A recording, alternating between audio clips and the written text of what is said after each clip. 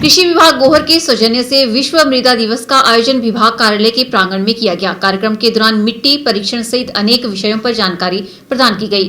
कार्यक्रम में एसडीएम गोहर राघव शर्मा ने बतौर मुख्य अतिथि शिरकत की।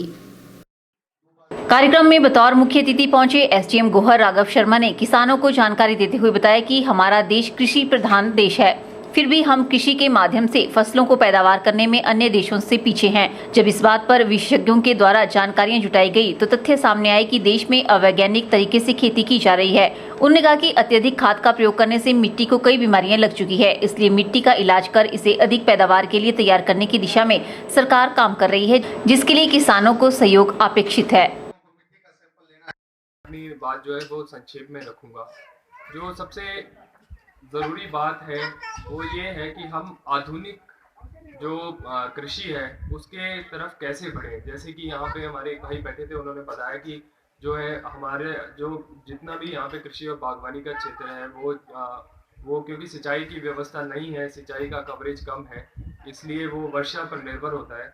और इसलिए ज़रूरी है कि हम कैसे सस्टेनेबल एग्रीकल्चर या जो आधुनिक विज्ञान है उसके ज्ञान को हम कैसे प्रयोग में लाएं अपने कृषि में, जिससे कि हमारी प्रोडक्टिविटी जो भी फसल हम उगा रहे हैं उसकी बढ़े। आपको ये जान के हैरानी होगी कि हम वैसे कृषि प्रधान देश हैं। जो चीन देश है वो भारत से करीब 3 गुना बड़ा देश है, पर वहाँ पे जो कृषि का एरिया है, जो एक्चुअली बुआई होती है, वो भारत से कम है, जबकि भारत जो है वो 3 गुना छोटा है चीन से। तो इतनी ज़्यादा डिपेंडेंस जो है हमारी जो देश है हमारा, इतना कृषि प्रधान देश है, फिर भी 50 साल हो गए हैं आज़ादी को, और हमारी जो ईल्ड होती है, प्रोडक्टिविटी, पैदावार होती है, आपके जितने भी फसलें होती हैं, जो विश्व की औसत देखते हैं हम, तो उससे करीब 3 गुना कम औसत पे हमारे किसान जो है उनकी पैदावार हो रही है। तो इसके बहुत सारे कारण हैं, जिसमें से एक कारण ये भी है कि क्योंकि परंपरागत तौर पे हमारे बहुत सारे लोग कृषि से जुड़े रहे हैं और उसी मिट्टी को हर बार हर सीजन में जो है फसल के लिए उपयोग में लाया जाता है। इसलिए कई बार अनसाइंटिफिक या जो कहेंगे आप अवैज्ञानिक तरीके से जो है उस पर खाद लगाया गया या उसका उपयोग हुआ है, उसके कारण उसका जो स्वास्थ्य है वो भी खराब हो गया है। तो जिस प्रकार मनुष्य के स्वास्थ्य में गिरावट आ जाती है, उसकी प्रोडक्टिविटी कम हो जाती है, काम नहीं कर पाता, उसी तरह जो प्रोडक्टिविटी है हमारी मृदा की, सॉइल की, वो कम होती।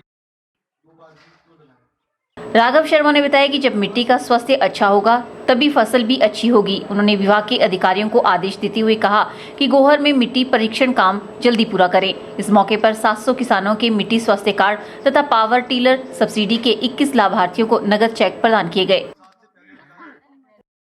सूक्ष्म पोषण तत्व जो माइक्रो न्यूट्रिएंट जिनको कहते हैं, जिंक हो गया, बोरोन हो गया, इनकी क्वांटिटी बहुत कम है और हम ज़्यादातर जो है इस चीज़ पे फोकस नहीं करते हैं।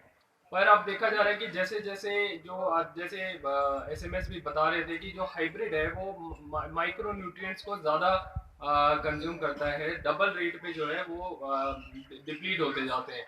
इसलिए ज़रूरत है कि हम उस पहलू पे भी गौर करें कि सूक्ष्म पोषण तत्व जो हैं वो भी हमारी मृदा में भरपूर मात्रा में हो, और ये जो भी रिकमेंडेशन दी गई है सॉइल हेल्थ कार्ड में, इसको आप उपयोग में लाएं। इसके तुरंत नतीजे नहीं देखने में आएंगे, लेकिन जो लॉन्ग टर्म में है वो अगर मिट्टी का स्वास्थ्य अच्छा होगा तो जो पैदावार है वो ज़रूर इसमें बढ़ेगी, क्योंकि वैज्ञानिक तरीका है, विदेशों में जो है इसको प्रयोग में लाया गया है, इसीलिए वहाँ पे जो पैदावार है वो 2-3 गुना है भारत से, क्योंकि वहाँ वैज्ञानिक तरीके से खेती।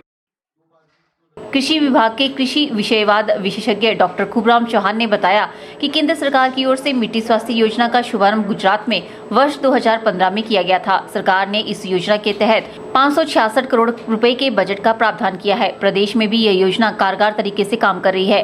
कृषि विभाग के अधिकारी किसानों के खेतों में जाकर मिट्टी का परीक्षण करने के लिए मिट्टी के सैंपल लेकर उन्हें परीक्षण के लिए प्रयोगशालाओं में भेज रहे हैं। इस अवसर पर उपमंडलाधिकारी पशुपालन विभाग डॉक्टर प्रतीक, एडीओ गोहर धर्मचंद सहित अनेक किसानों ने भाग लिया। के चैनल के लिए गोहर से हरीश चौहान की रिपोर्ट।